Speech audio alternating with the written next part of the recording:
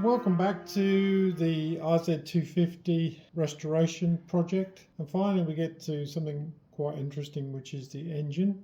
And the plan was to overhaul the engine because obviously it's getting a bit old. I don't know the history of it. You'll see in the little clip now it was running quite well. It started up, so I don't think there's anything specifically wrong with it. Maybe people have suggested to do a leak down test. We've got any leaks in the engine which could cause a seizure.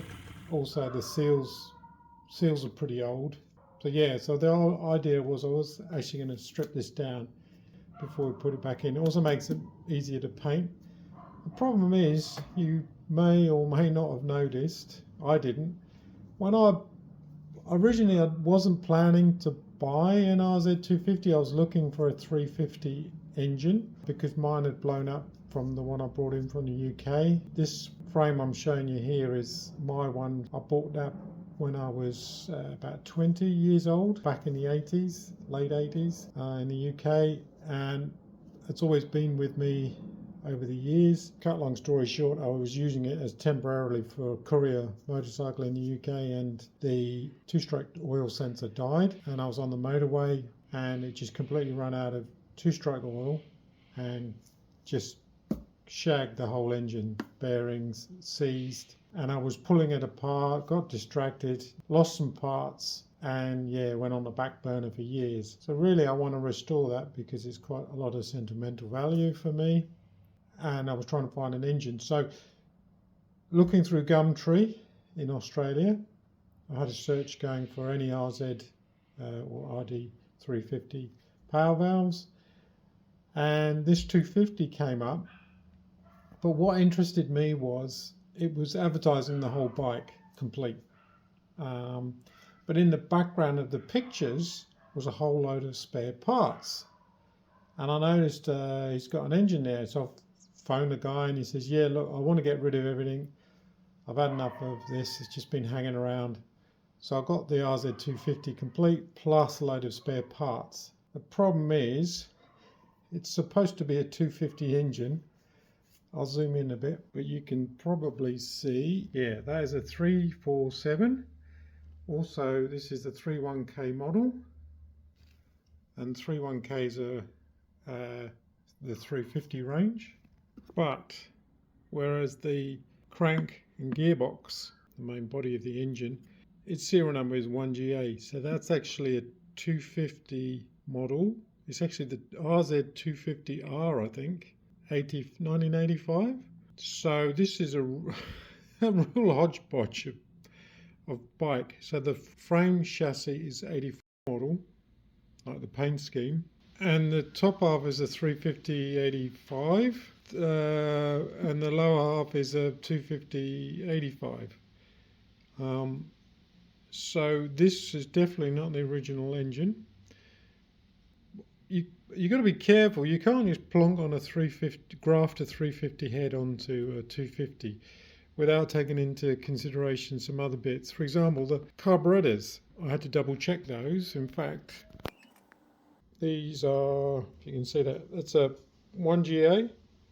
So that matches the 250. So you're probably throttling the, unless they've rejetted all this and done it correctly, you're running a 250 carb on a 350 engine. But more importantly, the oil pump over here, or in there, that's geared to supply enough oil for a 250 sort of ratio. The oil pumps are almost exactly the same as the 350 and the 250, but there's a worm drive in there that's probably cut at a different pitch, so it pumps oil at a different rate. So the poor thing was probably underfed fuel at a lower ratio of two-stroke to fuel. So this is getting awfully confusing. It also means that I've now triple checked that this engine number doesn't match the frame number, which is another giveaway, or which isn't, I don't really mind too much, but it'd be nice to at least match the frame serial number to the engine serial number.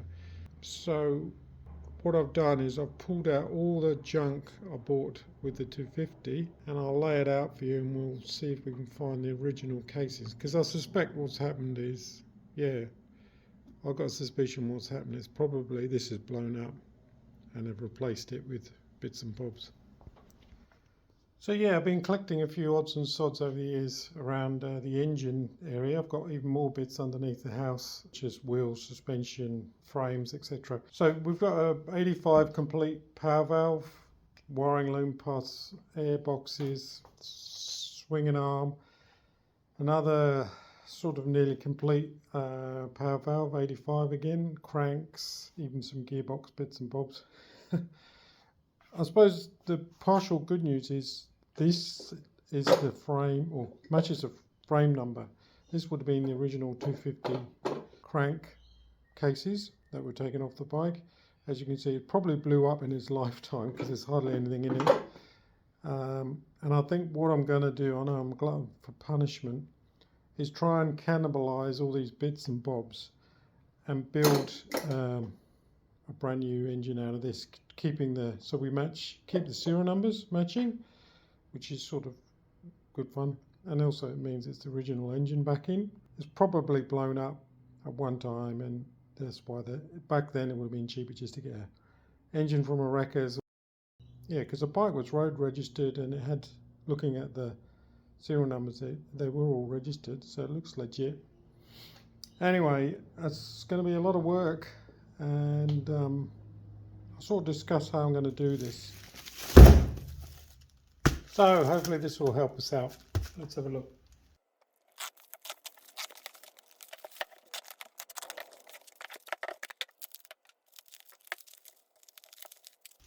Two, 4, 7.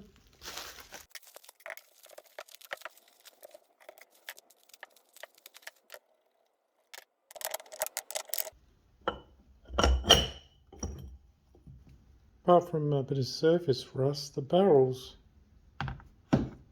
or I should say the cylinders, look to be in good condition. There doesn't be any excessive scoring. Looks like that's just been cleaned up because of the surface rust. That's pretty coarse. Yeah, I don't like the look of that, but we'll give it a hone and see if we can get rid of those scratch marks. Looks like somebody just put a drill down there with a wire brush. It's quite excessive. Anyway, let's have a go. I think that's not needed. I think there's a power valve casing goes on this side with the pulley, and then that goes on over the casing. So that's not needed. These are handy because these are what hold the power valves in place, just down in there. So it's pretty good. I mean, it's basically two barrels, power valves and the head. So fingers crossed we can graft this onto one of my other gearboxes, or lower part of the engine basically, and we can make a proper 250 engine out of it, keep it original. So what I've done here is obviously a lot of the parts for the RZ series are very interchangeable.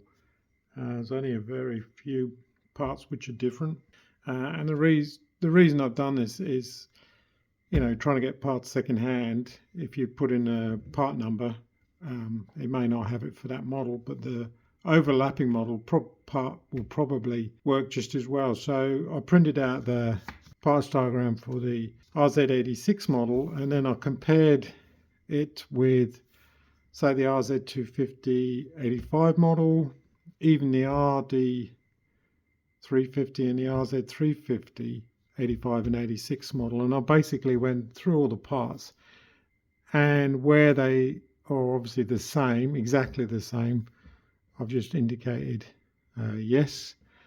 These grey areas, I strongly suspect that even though the part number is different, they look to be interchangeable. There's no reason why they can't be. So you can see here for, say, the shift shaft or gear lever, all the parts are interchangeable. I can see within that 85, 86 period, and probably before the 84 model as well. Yeah, so I've gone through all the key engine parts and just checked out, you know, see here the gear fork selector, all exactly the same. Part 2 of even the gearbox is practically the same. Yeah, so again, all the same here. A couple of mismatches which I can work around. Even the clutch, which I was surprised about, the only difference really is the friction plates. And this clutch boss is slightly different. Yeah, gear lever pretty much the same. Obviously the side housing, the only difference was that they put in a spacer around this. It's only a cosmetic plate, doesn't actually do anything that I can tell. Maybe a dampener or something. What's 19? Yeah, just a spacer on the other model. Crankcase, yeah, surprisingly all the same. In fact, the only differences on these cases is the dowel. Alignment dowel is different, and even now I'm questioning whether or not that would be similar diameters, so I'll check that. But yeah, very few parts you need to watch out for. Obviously the exhaust pipes are totally different. Even the carbs, they're pretty similar, but that's okay because I've got the 250 carbs, so that's fine. Airbox, yeah, from what I can tell, all the parts are the same. Some slight subvariants, but not much. Oil pump, again, as I mentioned earlier, is the same, except this little worm drive down here is different, and I suspect between the 250 model and the 350 model, the variation is because of a different pumping rate. Radiators are the same. Even the crank, I was surprised about that.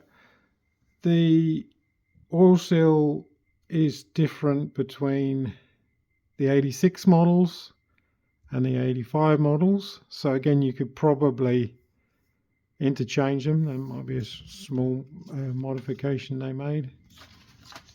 Obviously, the only real difference is the pistons, rings. Piston pin is different, and I think that was about it. The bearings changed between the 85 and 86 model, and there was a washer. Oh, and for some reason, number 9, yeah, the bearing is different. I was surprised. I thought maybe there would be a lot more variation on the crank. But yeah, it looks to be pretty interchangeable. I will go through in a bit more detail when I'm doing this. And then finally, obviously, the cylinder heads are relatively different.